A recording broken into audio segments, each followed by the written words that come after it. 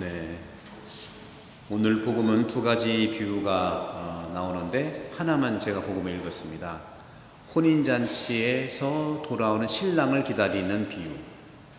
또 하나는 충실한 집사로 살아가야 되는 비유. 첫 번째 비유, 혼인잔치에서 돌아오는 비유는요, 죽음에 대한 겁니다. 죽음을 대비하라는 거예요. 오늘 복음에서 주님께서 이렇게 말씀하시죠. 너희도 준비하고 있어라. 너희가 생각하지도 않은 때에 사람의 아들이 올 것이다. 이 사람의 아들을 저승사자로 보라. 죽음으로 보는 것이 오늘 복음의 핵심이에요. 왜냐하면 우리 그리스도인들은 죽음이 끝이 아니기 때문이에요. 끝이라면 준비할 필요가 없습니다. 혹시 여러분들 태안본당 아니고 다른 지역에서 오신 분들 계시죠? 여기 한 손 들어보실래요? 꽤 많을 것 같은데 그거 많잖아요. 이분들이 꼬마도 맞다고 그러네. 이분들이 태안에 관광 또는 여러 가지 휴가로 오실 텐데 준비하고 오셨잖아요. 그죠? 여러분 일상의 삶이 아니라 새로운 여정을 오기 때문에 준비하는 겁니다. 그래서 우리 그리스도교인들은 죽음에 대해서 자주 대비할 것을 복음도 얘기하고 2000년 신앙은 권장하고 있는 거예요. 말씀드린 대로 죽음은 끝이 아니기 때문에 그렇고, 끝이 아니라는 어떤 거죠? 새로운 시작이기 때문에 그래요. 그리스도교의 모든 성경의 가르침은 이 한마디입니다. 새롭게 시작하자 하자는 거예요. 다시 시작해보자는 겁니다. 끝으로 보이는 것이 끝이 아니라는 것이 성경의 메시지의 핵심이에요. 새로운 삶으로 나아가는 길, 그건 준비하라는 겁니다. 초대교회 때에 사막의 교부고 수도 생활의 아버지인 안토니오 아파스 수도 원장이 계시는데, 하느님께서 그 안토니오 수도 원장이 언제 죽을 거다, 그 죽음의 날을 계시해 줬어요. 알려주신 거예요. 바로 이것은 뭐냐, 또 다른 하나의 부르심인 겁니다. 죽음이라는 것은 하느님께 가는 거잖아요. 그죠? 주님께 돌아가셨다고 했잖아요. 들어올리는 날입니다. 들어올리는 날은 바로 내 삶의 표징이고 선택이라는 겁니다. 준비하라는 거죠. 그래서 우리 인생을 살면서 여러분 어떤 죽음에 이렇게 맞이할 것 같아요? 아니면 여러분 주변에 많은 죽음들을 체험하지 않습니까? 그 여러 죽음 중에서 준비하지 못하는 죽음이 아니라 준비하는 죽음은 얼마나 행복할까요? 자기의 죽음을 아는 자는요, 자기 마음, 다시 말해 양심을 바로 잡을 수 있습니다. 그래서 자신을 맑고 깨끗하게 정화하고 준비할 수가 있는 거죠.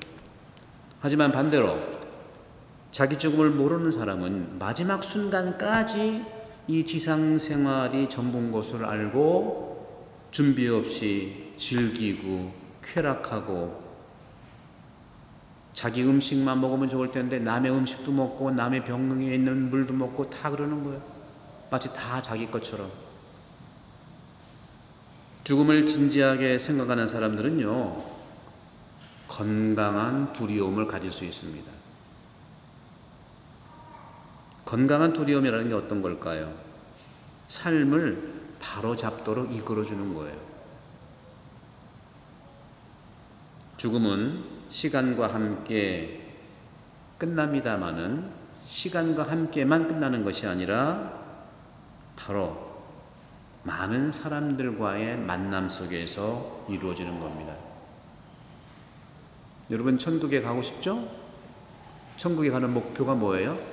뭘 어떻게 하고 싶으세요? 그거 생각하셔야 됩니다. 아무 생각 없이 살면은 사는 대로 생각하게 돼 있어요. 저는 천국에 가는 거, 이거 뭐 여러분 오해하지 마세요. 반대로 생각하는 거니까. 저 예수님 만나고 싶지 않아요. 천국에서. 왜? 여기서도 만날 수 있는데 또 만나요? 저는 우리 아버지 만나고 싶고, 평소에 내가 존경했던 분들, 그분들 만나고 싶고, 이모도 만나고 싶고 또 친구도 만나고 싶고 20대 때 정말 안타깝게 세상을 떠난 내 친구 스테파노도 만나고 싶은 거예요. 천국은 그런 곳이에요, 여러분들. 그럼 성당에 왜 나오세요? 성당도 사람 만나러 나오는 곳입니다. 주님은 언제든지 나와 함께 계세요. 그런 점에서 이 오늘 복음에서 말씀하시는 죽음이라고 하는 것은 끝이 아니라 이 죽음과 함께 계속해서 만남은 이어진다 하는 거예요. 우리나라 애사 경사가 있는데 특히 경사에서 많은 사람이 기쁘지만 사실 애사에서 많은 사람을 만납니다. 그렇죠? 너무 반갑잖아요. 천국도 만나러 가는 겁니다. 그러니 이곳을 천국으로 사신다면 얼마나 많은 만남이 있겠습니까? 믿음은요, 신앙은 우리에게 길을 제시해 주세요. 어떤 길? 길은 바로 우리가 함께 갈 수 있는 구원의 길을 제시해 주는 건데, 바로 모든 사람들이 다가가서 구원받을 구세주를 만나는 그 길을 제시해 주는 건데, 그 길에 가는 것은 죽음을 통해서 갈 수 있는 겁니다. 죽음은 그렇기 때문에 나와 무관한 것이 아니라 내 중심에 죽음이 있는 겁니다. 여러분들은 죽음을 얼마나 생각합니까? 하루에도 생각하지 않을 거예요. 그러나 현실적으로 죽음은 굉장히 우리 주변에 내 삶의 중심에 와 있어요. 여러분, 전쟁이 있고 또 교통사고가 있다면 전 세계, 우리나라도 마찬가지인데 미국도 그렇고 전쟁에서 돌아가시는 분보다 교통사고로 죽는 분들이 더 많습니다. 그런데 보세요. 전쟁터에 나간 군인들은 또 가족들은 죽음을 항상 염려하잖아요. 기도하잖아요. 그죠? 근데 자동차 타고 오면서 죽음을 생각하지 않아요. 그죠? 이게 현실이 있거든요. 우리 어떤 마음을 죽음을 생각하느냐가 실제로는 내 마음을 바로잡고 더 건강하게 두려움을 갖고 있지만 한 발씩 나가서 살 수 있다는 말씀이죠. 오늘 제2독서에 보게 되면 히브리서에서 이렇게 말씀하세요. 바오로 사도는 믿음은 우리가 바라는 것들의 보증이며 보이지 않는 실체의 확증입니다.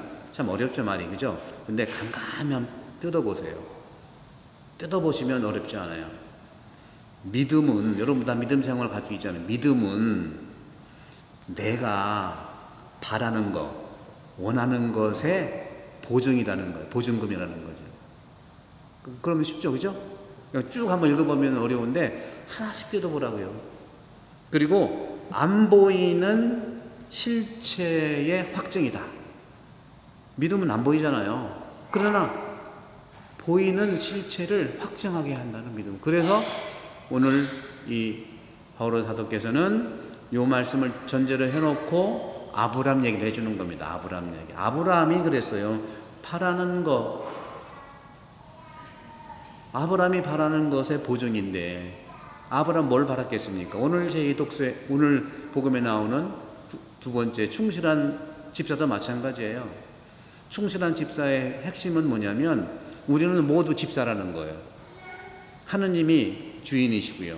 그러니까 충실한 집사는 하느님의 뜻과 하느님의 지향대로 살면 된다는 걸 얘기해요. 그 주인이 보든 안 보든. 그러면서 오늘 마지막에 이런 말씀을 하세요. 많이 주신 사람에게는 많이 요구하시고 많이 맡기신 사람에게는 그만큼 더 청구하신다. 이것이 어떤 뜻인가 한번 성찰해 보시면 좋겠어요. 여기서는 많이 청구, 많이 맡긴 것은 결국에는 여러 가지가 있겠지만 사랑입니다. 사랑. 아브라함은 믿음의 조상이죠. 아브라함은 보이지 않는 곳으로 하느님께서 떠나라 하니까 떠난 거예요. 안 보이는 것을 향해 떠난 거라는 거예요. 그리고 늙음하게 자식도 줬는데 자식까지 내놓으래. 정말 이해할 수 없잖아요. 그죠? 여러분도 말씀 이해할 수 없는 부분이 있잖아요. 여러분 인생도 이해할 수 없는 부분이 있잖아요. 그러나 하나님의 뜻대로 아브라함이 한 발씩 한 발씩 이해는 안 가지만, 아들까지 늙어가고 줘놓고 달라고 하는 이해도 안 되지만 그것을 실행했더니 아들을 도로 찾는 것이고, 이만큼 우리가 아브라함의 후손으로서 믿는 이들이 별수만큼 모래알처럼 많아졌잖아요. 믿음은 그런 거예요. 또 신약의 믿음의 모델은 누굽니까? 마리아잖아요. 마리아도 처녀가 애가 생긴다니 이게 말이 됩니까? 이해가 안 되지만 하나씩 질문할 걸 질문하면서 주님의 종이라고 받아들이니까 예수 그리스도 아들을 또 받으셨잖아요. 믿음은 그런 거예요, 여러분. 우리 모두 내 삶에서 가장 행복한 순간을 준비하는 신앙인이 되기를 오늘 주님은 말씀하십니다.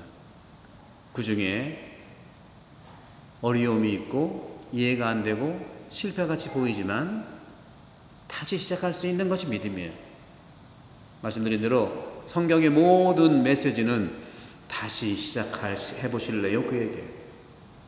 성경이 가장 안 받는 말은 아유 이번 생은 끝이야, 끝났어, 이거죠. 이런 사람들한테 희망을 줄 수 있는 우리 신앙인이 될 수 있도록 기도하고, 또 오늘날 어제 그제 날씨가 좀 풀리는 것 같은데 폭염 속에서 세상을 떠나신 분들, 또 전쟁터에서 돌아가시는 분들, 그 많은 죽음을 체험하는 그 분들을 위해서 기도하는 시간이 되기를 기도합시다.